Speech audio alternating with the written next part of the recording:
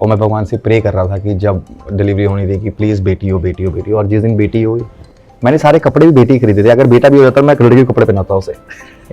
और वो जब सुबह उठ के मुझसे पहले उठ जाती है और वो उठ के मेरे फेस पे ऐसे हाथ रख के बोलती है पापा पापा। उस टाइम मुझे ये बाहर की दुनिया, ये झगड़े झुगड़े कुछ नहीं दिखते। उसने एक नया वर्ड सीखा है, बस। ठीक है, बच। तो उसको लगता है कि कुछ ज्यादा हो रहा है तो बच, अगर खाना ज्यादा हो गया तो बच, ठीक है, पारी ज्यादा हो गई तो बच। भगवान उसी को देता है बेटी यार, जिसको पता है कि ये संभाल लेगा। इसमें जिगरा है, इसमें जिगरा है। Hi guys, this is Prince नोला और आप मुझे देख रहे हैं फिल्मी बीट पे।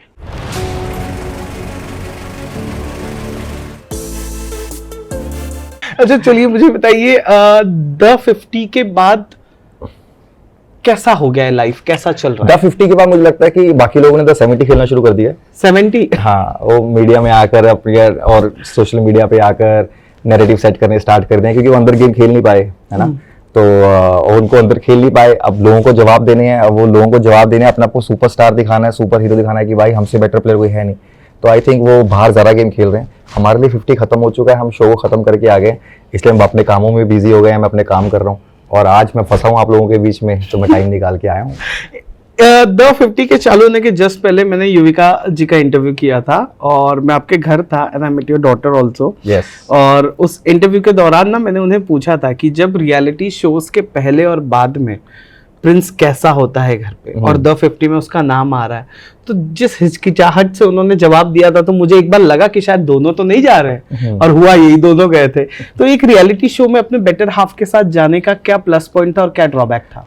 देखो, पहले तो बाद में रियलिटी शो करता ही नहीं हूँ अब, है ना। मैं कर चुका हूँ। ये टीम ने मुझे बुलाया था क्योंकि वो चाहते थे कि शो कुछ अच्छा चले। उनका फर्स्ट सीजन था, वो भी उनको भी पता था कि मैं अगर शो में आऊँगा तो मैं कुछ ऐसी हलचल लेकर आऊँगा कि शो देखने में लोगों को मज़ा आएगा, ठीक है ना। और ये फ़र्क है बाकी कंटेस्टेंट और मुझ में कि बाकियों ने पहली कॉल पे हाँ की होगी, मैंने आखिरी दिन पे हाँ करी है, ठीक है, अपने टर्म्स पे, क्योंकि मैं चाहता था मैं अपनी बीवी के साथ आऊँ, अगर मैं आना भी चाहता हूँ, क्योंकि बीवी के साथ आना इसलिए बेनिफिट है क्योंकि मैं चाहता था कि उसने बहुत 2-3 साल हो गए थे, वो काम नहीं कर रही थी क्योंकि वो बेबी के प्लान कर रहे थे, फिर प्रेग्नेंट थी, फिर आफ्टर प्रेगनेंसी बेबी के लिए। तो मैं चाहता उसका कम बैक हो और रियलिटी शो में हो जहाँ पर पहला शो है वो अच्छा बनाएंगे, और उस शो में जाकर मैं अगर उसको और अच्छा कर दूंगा तो आई थिंक उसमें वो भी दिखेगी। और मैं चाहता था कि लोग उसकी पर्सनैलिटी देखें वो कैसी है एक्चुअली में, और युविका जो बाहर सिर्फ मीडिया में दिखती है उसके अलावा वो कैसी है ये लोग देख पाएँ।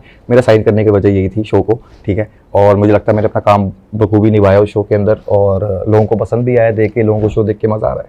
But in terms of Yuvika ji अगर मैं कह दूं तो क्या वो वर्क किया?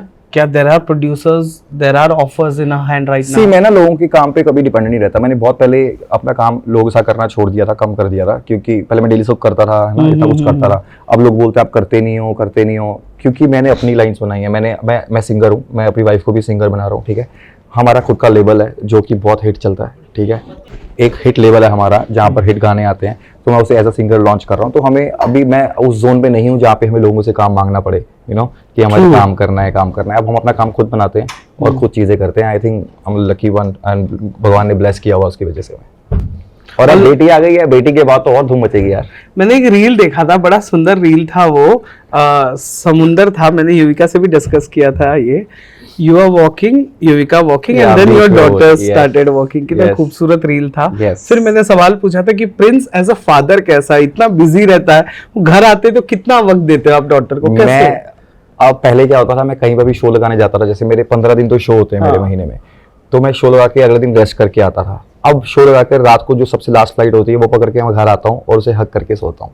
तो अब ऐसा चीज हो चुका है कि अब पहली फ्लाइट जो दिखती है शो खत्म होने के बाद, वो पकड़ के सीधा घर वापसी होती है और अपनी बेटी के साथ होती है। आज भी मैं चंडीगढ़ जा रहा हूँ, तो युविका नहीं जा रही है, युविका को यहाँ पे काम था, उसका शो है, तो मैं उसको अपनी बेटी को आज साथ लेके जा रहा हूँ। पहली बार मेरे साथ चंडीगढ़ जाएगी थोड़ा घूमने के लिए। मम्मी से दूर रहेगी? मम्मी से दूर रहेगी 2 दिन। अच्छा, बटन ठीक है। दादी दादू हैं वो संभाल लेंगे। हाँ, मेरे बड़े भाई हैं, he is a merchant officer, merchant navy officer, उनको भी डॉटर है, तो और हम नॉर्थ से हैं, तो कुछ तो कहीं तो ऐसे बात निकली, तो मेरे भाई ने कहा था कि जिसको बेटी पालकर उसे प्यार से संस्कार देकर विदा करने की ताकत देता है भगवान, उसे ही बेटी देता है।